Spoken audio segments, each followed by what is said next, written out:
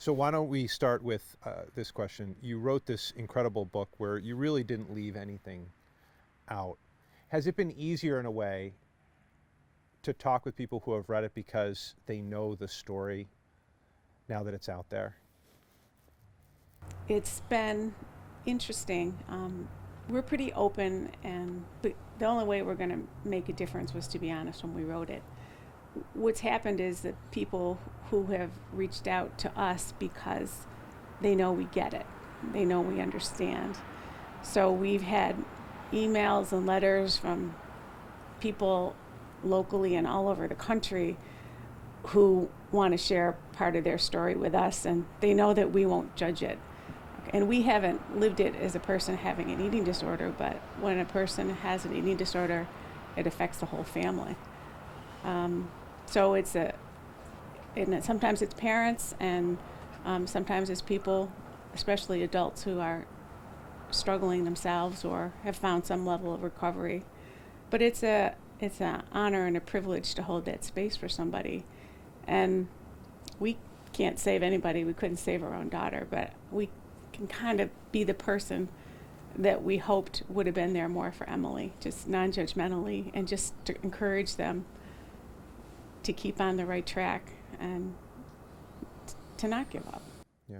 The thing that struck me, the big takeaway for me from all of this is that, correct me if I'm wrong, it wasn't about the food in and of itself, but about control, which was based on anxiety and possibly depression, which is what I think people should hear about this, because they hear anorexia and they think food and losing weight when it's so much more.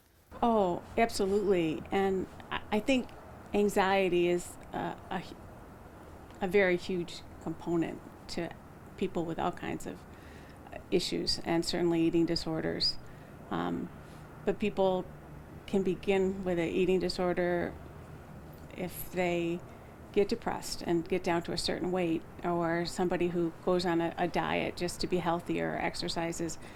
You know, they're brain-based diseases, but they say the biology loads the gun and the environment pulls the trigger. So it's just a perfect storm of things. And sometimes when people get to a certain weight, things happen in their brain that don't happen to everybody else. So it's very unfortunate. But I do think when we wrote the book, when we look back and at all the things that we noticed with Emilee, she was a very normal, healthy, happy girl. But you know, she had trouble sleeping as a baby, and she did have some anxiety issues when she was younger. But like many kids do, but they weren't huge, really. No. They were really just normal. But you go back and you kind of look at all those things, and you look at everything through a different lens. So The pediatrician would say, "Oh, she's fine. It's just normal."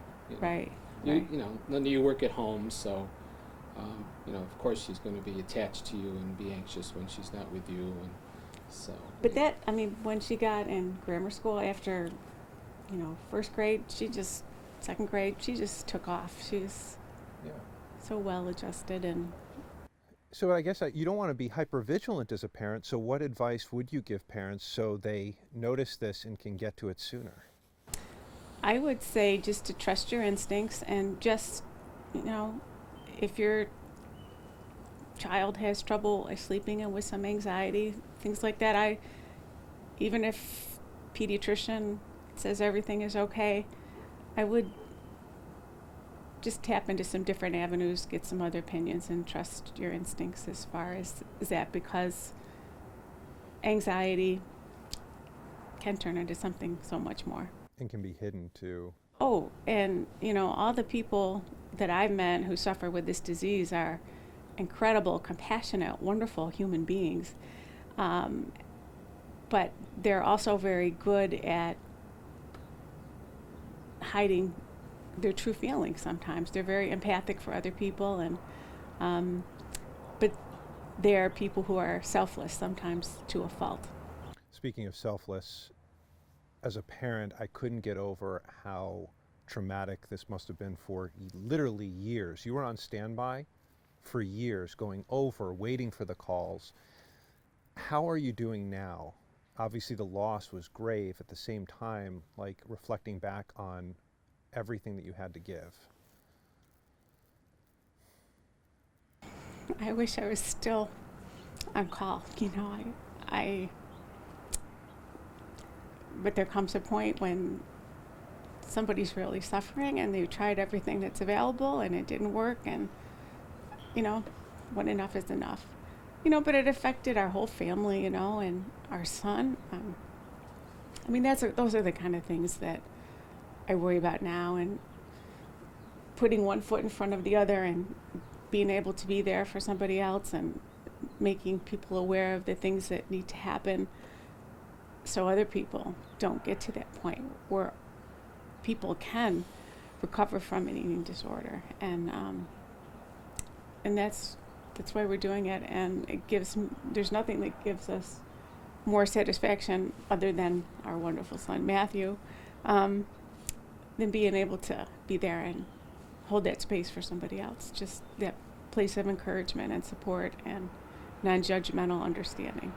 And she wanted her story to be told. Yeah, I don't think we could have done it if she didn't. And, we didn't share a lot going along the way because we always said, it's her story, not ours. So eventually family knew most of what was going on and a few friends, but, it was her story. It was ours too, but it was hers. And we just thought she would get back on track, and she did, she did for a time. But she never really got through the eating disorder. And that was the powerlessness you feel as a parent is hard to put into words. And it's so much different when an adult is suffering as opposed to a child. When a child lives at home, you have so much more opportunity and you're so connected every single day. And we certainly were connected with Emilee, but she was also an adult, and that limited what we could do. But it gives me great comfort to know that she knows and she knew that she was loved. And we were here for her every step of the way. So. Yeah, at the end, when we were trying to get her into hospice, and I didn't know this till afterwards when Linda told me when,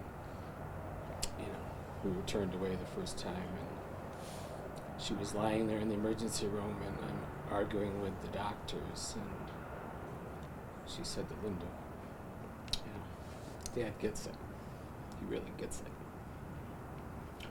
So, ultimately, before this journey of ours ends, I want to be able to say that people get it. They really get it. The medical community, the insurance industry, that they get it. That this was just a normal little girl who had everything going for her. And those normal little girls and boys are out there everywhere, and any family can have this happen to them. So that's my ultimate goal. It's and they need to get it before it gets to the point where life, their body is so broken down, or there's such a high rate of suicide. It just needs to be taken so much more seriously when people are first diagnosed. It truly does. It's as serious as a cancer diagnosis. And there is so much hope early on, and if people get the continuity of comprehensive care that they need and have the right supports. You and Linda were very frustrated with the healthcare system, the insurance companies, the doctors, because they didn't, as you say, get it when it came to this. There must have been a huge relief in the end when you ran into the doctor who said, this is recalcitrant anorexia nervosa. Yeah. That day in the hospital, out in the hall with him, I just threw my arms around and hugged him. Not that I wanted to admit that we were coming to the end, and I said to him, because she was around the corner in a room, she had been in ICU from Friday to Sunday, and then was moved to a floor on Monday, and this was Tuesday, and I said to him, she was sitting up in bed. She was, ordering breakfast and lunch and dinner and eating the majority of those things because she wanted to get out of the hospital, right? So, and I said to him, if she could be like this for the, going forward, I'll take it. But we know when she gets out of here, we're going to be back in the hospital again. We know, and I just, again, I started crying, threw my arms around him and thanked him for, compassion and ultimately, I can't imagine how it would continue to go on if she had died alone. I can't, the book has kept her with us. It's something I'd hope she would do, recover, go out, speak, and tell how, her story. But she didn't, and that's my mission for however long I'm on this earth, is to just continue to tell the story, increase the awareness. It's amazing how many people have said they've learned so much about the anorexia, and eating disorders that, that they never knew. And this is not a clinical book, and it doesn't give answers to, But it is informative. Yeah, and it just shows how devastating this illness is. And so I have very vivid memories of, my childhood and everything else, and I can just picture myself in all of these scenes in this book, and I think about them every day, and I just think about how grateful I was to that doctor to allow me to be with her at the end. And I, at that point, we didn't know. I still didn't think it was going to be, 2 or 3 weeks. Never entered my mind. But she was When she went into the palliative care, program at her own home, she met with friends and but that was her way of saying goodbye to everybody. She knew that her body was broken.